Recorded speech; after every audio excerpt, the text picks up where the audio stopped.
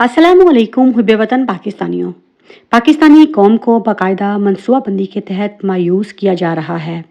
Fifth generation वार का आगाज़ हो चुका है और इसमें सबसे बड़ा खतरनाक हथियार कौम को मायूस करना है। मुल्क दुश्मनों का ये एजेंडा पूरी तरह कामयाब हो चुका है। असल में हुकूमत को इमरान खान की जेब के खोटे सिक्कों का अच्छी तरह इल्म था। इसीलिए तो इन्होंने अपने उन खोटे सिक्कों को कप्तान को अकेला करने के लिए इस्तेमाल किया और आप देख लीजिए कि इमरान खान को बिल्कुल अकेला कर दिया गया है। लेकिन आप एक बात याद रखिए, जब सरकारी नौकर रियासत का मालिक बन जाए तो वहाँ रियासती निज़ाम दम तोड़ देता है। आइन और कानून पैरों तले रौंद दिया जाता है। जुल्म और बर्बरियत उस रियासत की मीरास बन जाती है। मुल्क कौम खुशहाल होने की बजाय बदहाली की तरफ धकेल दी जाती है और आवाम में मायूसी और नाउम्मीदी जो है वो पैदा कर दी जाती है। हामिद मीर तो हमेशा से ही किसी और के एजेंडे पर काम करता है, लेकिन असद उमर के लिए मुझे बहुत ज़्यादा हैरानगी हुई। उन्होंने 100% ये तासर दिया कि इनको इमरान खान की पॉलिसियों से इख्तलाफ था। कैसा दोगलापन है। ये इख्तलाफ असद उमर को तब याद क्यों नहीं आया जब वो लाहौर में ज़ोरों शोर से तकरीर किया करते थे, या फिर इमरान खान ने हमेशा ही अपने खिलाफ सांपों को नहीं पहचाना क्योंकि ये लोग दोगले हैं। मीडिया पर इमरान खान का नाम लेने पर पाबंदी है। असद उमर को काशिफ अब्बासी के शो में बुलाया जाता है और इमरान खान का नाम सेंसर किए बगैर सारा प्रोग्राम दिखाया गया क्योंकि इमरान खान के खिलाफ बयानिया बनाना मकसद था। असद उमर को इस्तेमाल करके वो बयानिया बनाया जा रहा है। असद उमर ने यही तासर दिया कि इमरान खान तसादम की सियासत कर रहे हैं, जिससे मेरा हमेशा इख्तलाफ था। जनाब, अगर आपका इतना शदीद इख्तलाफ था और आप एक नज़रियाती आदमी थे तो आपने वो ओहदा क्यों नहीं छोड़ा? उस मुश्किल वक्त में इमरान खान की पीठ में आपने छुरा घोंपा और आज जब आप इस्टेब्लिशमेंट की झोली में बैठ गए हैं तो अब आपको सब कुछ याद आ रहा है। क्या सही था, क्या गलत? क्या असद उमर, फवाद चौधरी और परवेज हटक एक दूसरे की वजाहत तो करते हैं? क्या ये अवाम को बताना पसंद करेंगे कि इन लोगों ने लास्ट संडे को किसके साथ डिनर किया था? क्या इन्होंने इमरान खान को इस बात से आगाह किया था? ये लोग असल में मिलकर खुफिया मुलाकातें कर रहे थे।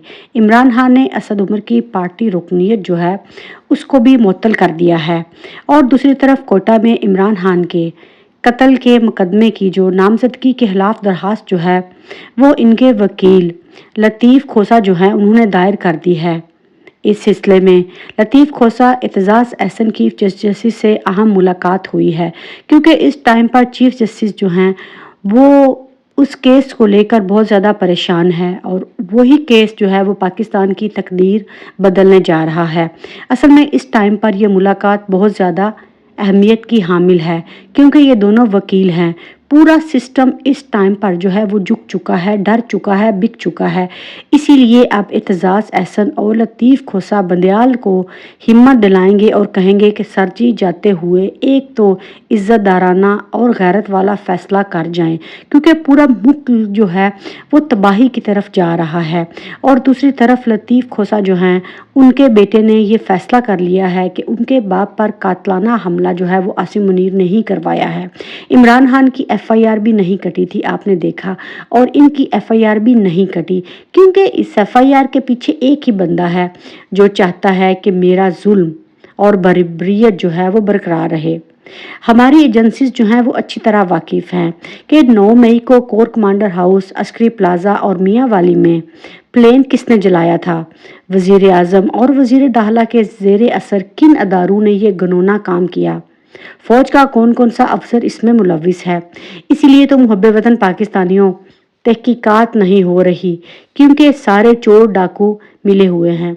जो मुल्क मुआशी सूरत हाल पर हचकोले खा रहा है, महंगाई आसमानों से बातें कर रही है और वहाँ पर चेयरमैन सेनेट की इमारत में मज़ीद इजाफा किया गया। तो ये है इस टाइम पर पाकिस्तान اور اس کی جمہوریت۔ اور آج لاہور کی اینٹی کرپشن عدالت نے چودھری پرویز الہی کی درخواست ضمانت جو ہے وہ منظور کر لی۔ 10 لاکھ کے مچلکوں کے عوض جو ہے ان کی ضمانت منظور کی گئی ہے۔ ابھی تک تو جو ہے وہ پرویز الہی ڈٹے ہوئے ہیں، لیکن آنے والے دنوں میں پرویز الہی بھی کاف لیگ میں شامل ہونے والے ہیں۔ اور دوسری طرف بلوچستان میں فائز عیسیٰ عمران خان کے خلاف عدلیہ کو متحرک کر رہے ہیں، کیونکہ وہ چاہتے ہیں کہ عمران خان کو سزا جو ہے وہ کوئٹہ کے واقعے میں ہو، اور ان سب کے پیچھے جو ہے وہ عاصم منیر ہے، اور جنرل عاصم منیر یہ چاہتا ہے کہ عمران خان مائنس نہ ہو، بلکہ عمران خان کا پوری طرح جو ہے وہ صفایا ہو سکے۔ یہ سارے 2 نمبر لوگ ہیں۔ یہ لوگ یہ سمجھتے ہیں کہ عمران خان کو مائنس کر کے شاید یہ کوئی بڑا کام کر لیں، لیکن ایسا اب ممکن نہیں ہے۔ اور دوسری طرف سابق چیف جسٹس پاکستان جواد ایس خواجہ بھی میدان میں انٹری مار چکے ہیں۔ ملٹری کورٹس میں سویلینز کے ٹرائل کے خلاف سپریم کورٹ میں درخواست جو ہے وہ دائر کر لی ہے، اور دوسری طرف اعتزاز احسن جو ہیں وہ بھی اس کے خلاف پٹیشن دائر کرنے جا رہے ہیں۔ عاصم منیر کے خلاف گھیرا تنگ ہونے جا رہا ہے، کیونکہ وہ اس ٹائم پر اپنے آپ کو کل خدا سمجھ بیٹھا ہے۔